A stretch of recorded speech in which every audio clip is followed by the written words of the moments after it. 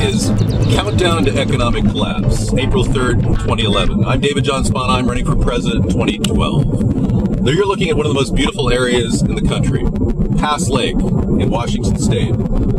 It's an area that's protected. It's an area like this country that needs environmental control. But what we don't want is a nation that is constantly neglecting its environment. And now we see Fukushima melting down into the Pacific Ocean. We don't want that as a nation. We want our country to be like this. So I'm going to make that happen. And as your president, we will have a sustainable future. I will show you how we'll get out of these foreign wars, and I will show you how we'll build 14 million jobs for this country. I think the key is to get our nation back to what really matters, and that is our country. Stop being policemen to the world and get back to our nation, shore up our borders, and build our economy. So is this the country we want to destroy? Do we want to allow Japan to let the nuclear reactor bleach into the ocean with incredible radiation? Are we going to sit back and watch as our country is more involved in the Middle East in a way that will only create more crisis, potential jihad? Is that what we're looking for? We want a leader that's going to lead us toward a jihad against Western culture, because that's what this guy is doing. I say we get fiscal control over our country, oust the Federal Reserve, and begin creating a nation dedicated to opportunity. Okay, the March job reports are in, showing an increase of 216,000 jobs. Now that statistic is derived from an interview with 85 economists. Some of them have said 150,000 jobs have been created, some of them have said 295,000, so they took an average 216,000. Regardless, even the president's former chief economist, Christina Romer, has said that she's not too happy about the jobs numbers. I think that means there's a lot of uncertainty about where the unemployment rate's going to go in the next several months. Because 8.8% unemployment is still a tragedy.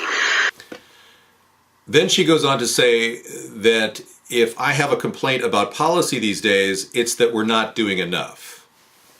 Well, at least she's being honest. Maybe that's why the president got rid of her. We are not seeing the 4 million jobs that Barack Obama promised us in 2008.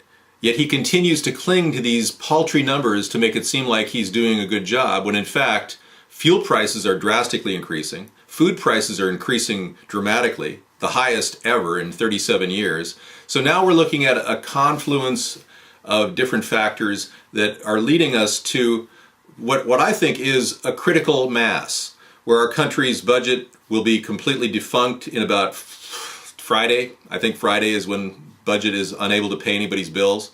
So now we're looking at cuts, and the Democrats, Republicans are talking about cutting $33 billion, which is not a strong bipartisan effort, I've got to tell you. We need to cut $1 trillion. That's 1,000 billion.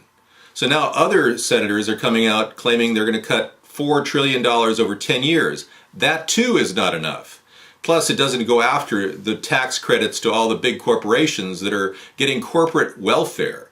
Companies like General Electric, who paid no taxes last year, or British Petroleum, who they don't pay taxes ever. You know, a flat tax or a fair tax would eliminate all the tax credits and deductions that these big corporations are using to avoid taxes.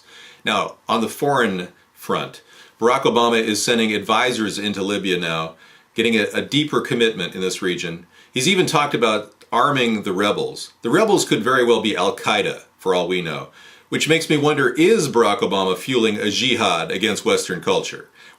Now, I realize that if you're a Democrat, these are harsh words, hard to accept, but the reality is we are seeing a destabilization of the Middle East due to Barack Obama.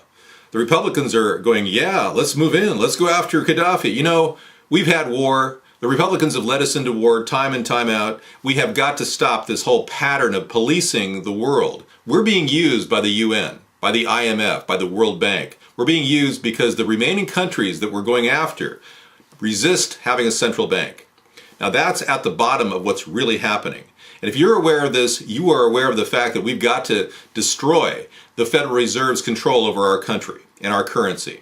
We've got to get our country back, folks. We are leached out to all kinds of different countries, giving foreign aid away. We're being bought We're being used as a resource to be harvested by multinational corporations. We've got to stop that, and the only way is to create a third party and spearhead a movement of honesty and accountability in government.